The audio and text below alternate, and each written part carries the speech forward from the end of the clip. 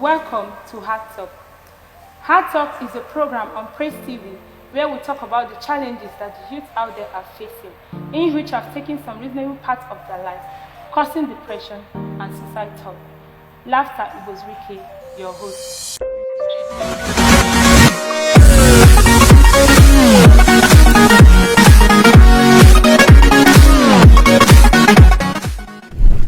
This is the first episode of this program, Hardtalk, and like I said earlier, I will be your adorable host. Today, we'll be discussing rape.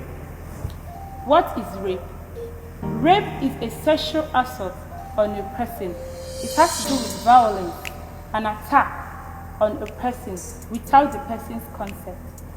Anyways, I am not in the house alone. I have this beautiful, elegant, and intelligent young lady. She's no other person but Dorcas Ike. Thank you very much, and it's nice being on this show with you. I must confess, you're looking very beautiful. Thank you. I love your hair. Thank you. Look at your lashes. Wow. I can't see mine. I must say or confess that I am very, very happy to have you in this program. It's my pleasure. She is our victim today in the house, like a victim of rape. You want me to go emotional about this right now, right? Sorry, I'm sorry. It's okay. Okay, the question, Miss Dorcas, please, can you at least tell us how it all happened? Okay, about 19 years ago though, we're on national TV and I wouldn't want to say much. Okay, going for a vigil that night, we saw a car coming in through the gate. I was actually my younger sister. We opened the gate, they drove in, and then all of a sudden, these 6 guys just came out from the vehicle there. I'm like, where is your flat? Where is your flat? We actually took them to our flat, but because our generator was on, my mom, even though we were knocking, she wasn't hearing anything. When we came down, they dragged us back inside the vehicle and then drove off.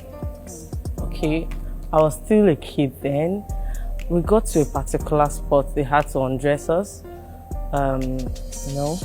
Tried all their possible best. They were touching, doing all manner of things.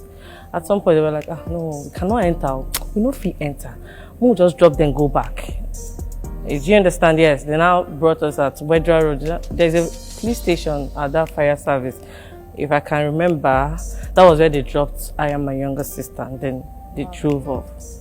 Okay, by then we've called our parents. We had to collect one of the policemen their phone, called my dad. Then I came over there, picked us up and took us to FMC hospital.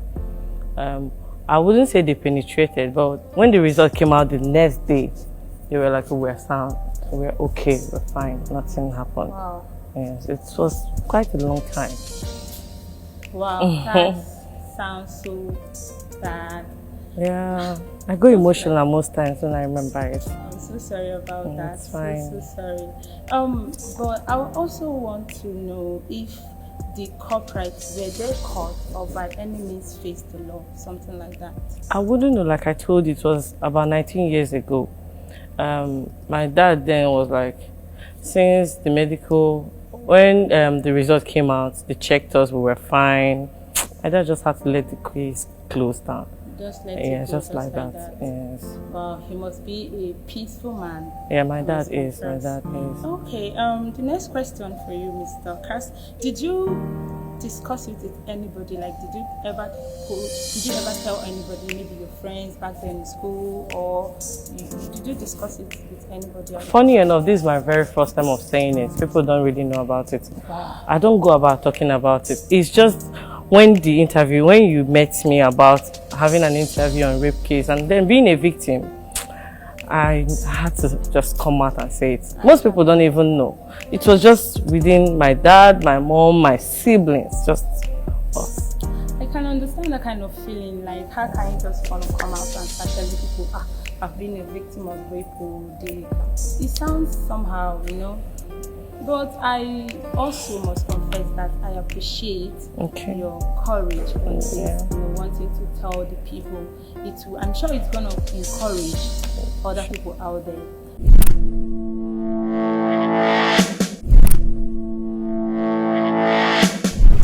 You're welcome with your views. You're welcome to share your experiences with the number showing on your screen. You can comment. You can tell us what you have been through in the past as a victim or as someone that experienced it happening to somebody close to you. Thank you. So back to our questions. Ms. Talkers, how did it affect your perception about men in general? Like, how did you see men after that event? Okay. You know, being a little child at 19 years ago. So how did it till now? How did it affect? I think I'm better now, but back then in the university, when I gained admission into the university, that was 2000 and is this 8? Yes, 8. Okay. You know, when I see people, I actually went to a boarding school, Assembly of God Bethel Seminary. I was a pioneer of the school, so we didn't get to sit with guys. So when I now gained admission, I came into the lecture hall for the very first time. I sat down and a guy was sitting close to me. You know what the next thing I did? I just started calling my dad. So I said, Daddy, I don't understand though. See where I'm sitting, the guy is sitting close to me. Are you serious? Yes. And I was so scared, like, Okay, my father now had to drive down to Apsu. The distance from Owerri to Apsu. He now came and then took me to the vice chancellor and now explained my case with the vice chancellor. And then I started getting tutorials, like I started getting people talk to me about that we need to sit and talk. And secondly, you know, attending Assemblies of God Church, you don't sit with a guy. The girls sit separate. Then I still went to their secondary school. So still the same thing. Then entering the university, I'm seeing a different life. So it affected me in that aspect. But as time goes on, I grew past it. Like I went over it. I'm trying to say that, like now, you have overcome the. Yes, I have. Like, for real. Totally, yes. Can perfectly discuss or stay with the guys? Very well. Most people that are my friends are even guys, funny enough. So I'm okay. It's past, like it's past. Okay, sorry if I'm going personal. Okay. Are you married or are you in any serious relationship? I'm actually in a serious relationship. And you guys are cool, like very, very cool. We're very cool. What do you want to hear? We're cool. Like you don't, whenever you we're cool. We're cool. Okay, I'm sorry about that. Yes. All right.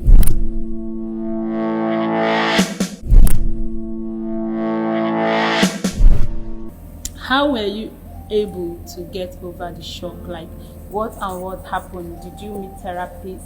Did you go for counseling? Did you meet pastors, or did your parents talk about it or something? I don't know. How were you able to get over it? Because what I'm asking is, I know there are some people out there who are actually in this situation or who have gone through this process.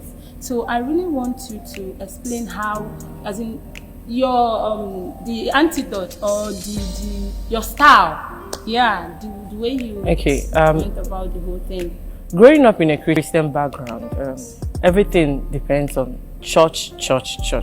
Okay, now what my parents did was, first year wasn't really easy for me. It wasn't easy. First semester wasn't easy. The guys thing and everything. So one day they had to invite me back to the house. Okay, when they now brought us back, by then my younger sister was she wasn't in the university then. They now called this pastor to our family house.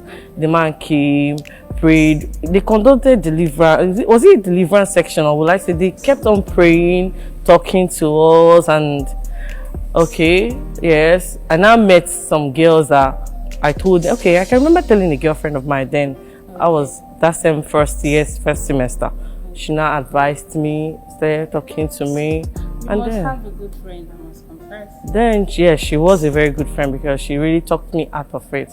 Because most times what I do is when I see guys like coming close to me, I want to what's that? Well, I'm fine now. Like I said, I'm good. You are trying to say it was actually prayers. Yeah, it was prayers. I think mine was prayers.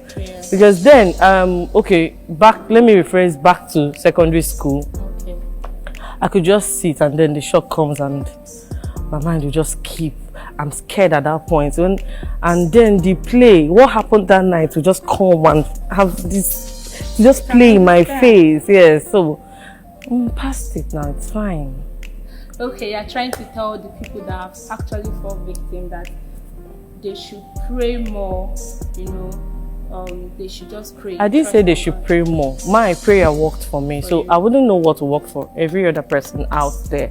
But mine was prayers and then a friend talking me out of it. So generally you wouldn't say prayers. There's some people that even when you pray for them, which word do I use for it? You know what? Fear. Yes, it's still in them. What do you think actually causes rape? Do you think it's the victim's fault, or I don't know? Because some people would say, because of the way you behave in your society or in your area or something. But and also during my investigations a time back, I found out that these rapists, they are majorly people that are close to us, they are majorly people that we know, people that are sometimes friends, sometimes neighbors. So what do you think? I just want to hear from you as someone that have experienced it before. Do you actually think it's the victim's fault? I wouldn't say it's the victim's fault because it wasn't our fault.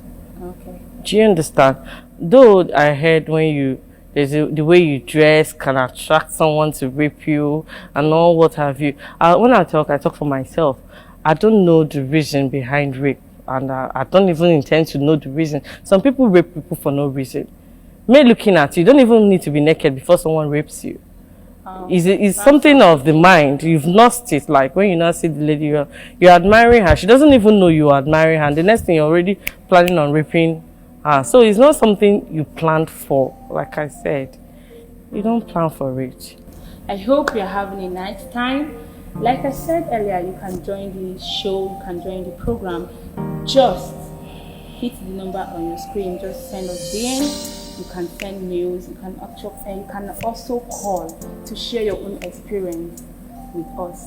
Now, Miss Dorcas, you said you were with your younger sister during the event and during the act or the incident. Okay, as your younger sister, how was she able to manage the whole thing? Every man for themselves. I wouldn't know how she managed it, but I can remember vividly those years in the university. One small thing, like she's fainting. I don't know whether it's the shock that is making her faint. So the way I dealt with I don't know how she dealt with hers, because at some point we grew up separated. I went to APSU and she was in Alban, so there wasn't this communication. And like I told you, we forgot about it after the prayers and everything. So it's not something we don't discuss it. Ever since that incident, we don't talk about it. It's past now. When something is past, it's just past.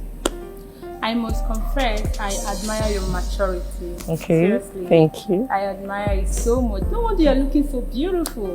Hey. Thank you. I'm a fan. What is your IG account? I want to follow you. Funny enough, I'm not even on Instagram. I'm just on Facebook and WhatsApp. No, I don't do all those ones. No, you're kidding me. I'm serious. I don't do those ones.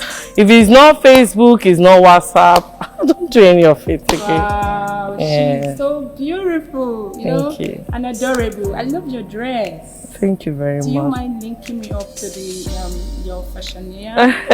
Cheesy Brandy, that lady is just too much. My own is just to tell her, give her an idea of what I want, and then she's at it. I can see. Yes.